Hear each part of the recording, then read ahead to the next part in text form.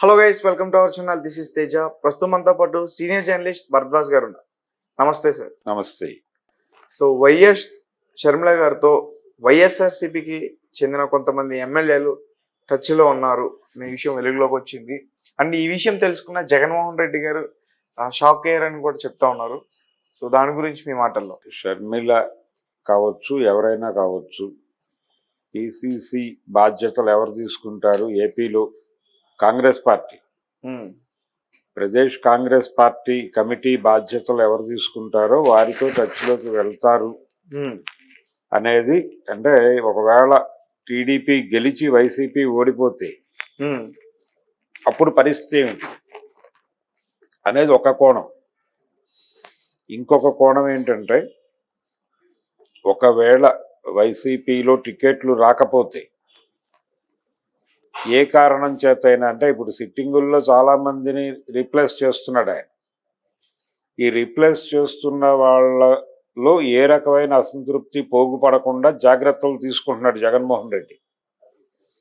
అందులో భాగంగానే కొంతమందికి స్థాన మార్పిడి కలిగిస్తున్నాడు ఆయన. ఇక్కడ ఈ నియోజకవర్గంలో గెలిచిన వాళ్ళని ఇంకో నియోజకవర్గానికి పంపిస్తున్నాడు. అక్కడ కొత్తగా ఉంటారు కాబట్టి అక్కడ ఓట్లు వేస్తారని.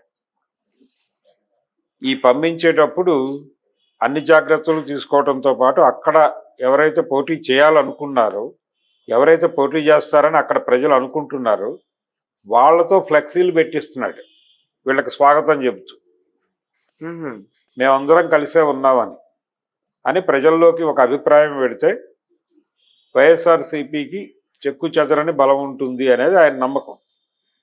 అయితే ఈ అసంతృప్తులు ఉంటారు కదా కొంతమంది, టికెట్లు ఆశించి భంగపడిన వాళ్ళు, అలాగే సిట్టింగులకి వద్దు అన్నటువంటి అకౌంట్లో సీట్లు కోల్పోయిన వాళ్ళు, ఇలాంటి వీళ్ళందరూ కూడా కాంగ్రెస్ పార్టీ వైపు చూస్తున్నారు.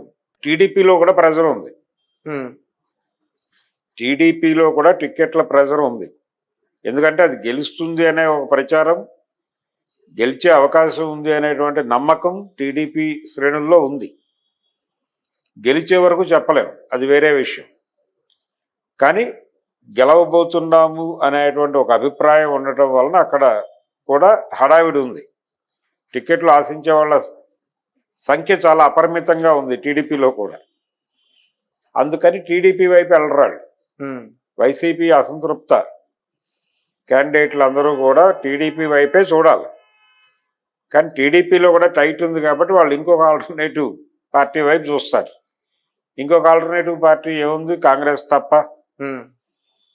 ఒకవేళ షర్మిల గారు అక్కడ పిసిసి పీఠం మీద కూర్చుని ఉంటే యాక్సెస్ ఇంకొంచెం ఈజీ అవుతుంది.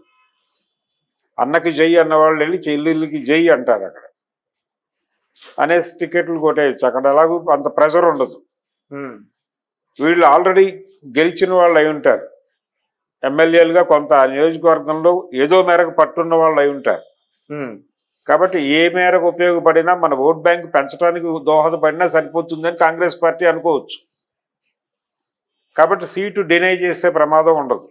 అందుకని వైసీపీ శ్రేణులు అంతా కూడా ఒకవేళ వైఎస్ షర్మిలకి గనక కాంగ్రెస్ పార్టీ పగ్గాలు అప్పచెబితే, ఏపీ కాంగ్రెస్ పగ్గాలు, ఆవిడతో ఒక గుడ్ రిలేషన్లో ఉండటం మంచిది అనే అభిప్రాయంతో అయితే ఉన్నారు. ఉండటం ద్వారా ఏ కష్టం వచ్చినా వెళ్ళి తలదాచుకోవటానికి మనదనుకున్నటువంటి ఇల్లు ఒకటి ఉంటుంది అని ఒక షెల్టర్గా ఇప్పుడు కాంగ్రెస్ పార్టీని వైసీపీలో ఉన్నటువంటి చాలా మంది చూస్తున్నారు. ఏది షర్మిల గారు బాధ్యతల్లోకి వస్తారు అనే ఇమేజ్తో. షర్మిల గారు పిసిసి పగ్గాలు చేయబడితే అది తమకు ఒక షెల్టర్గా ఉపయోగపడుతుంది అనే అభిప్రాయం వైసీపీలో చాలా మందిలో ఉంది. ఇక్కడ సీటు అంటే ఆశించి భంగపడిన, ఇలా సీటు ఆశించి భంగపడిన వాళ్ళకి ఒకవేళ గెలిస్తే ఫలానా కార్పొరేషన్ చైర్మన్ పదవి ఇస్తాము, నువ్వు ఆవేశపడకు అనే బుజ్జగింపులు కూడా ఉంటాయి. ఈ బుజ్జగింపులు కూడా కావాలి వాళ్ళకి. ఈ బుజ్జగింపులు రావాలంటే ముందు వీళ్ళు ఎక్కడికో వెళ్ళిపోతున్నారు అనేటువంటి ఒక సిగ్నల్ వెళ్ళాలి నాయకుడికి. ఆ సిగ్నల్ పంపడం కోసం అయినా సరే షర్మిలను కలుస్తారు. నిన్న రాత్రి షర్మిలని కలిశారు 2-3 వెళ్ళి, మనం టికెట్ ఇవ్వలేదు, డినై చేశాం, సో వీళ్ళు వెళ్ళి అక్కడ కలుస్తారంటే అక్కడ కలవటం వల్ల వెన్నుపోటు పొడిచే అవకాశం ఉంటుంది జగన్మోహన్ రెడ్డికి.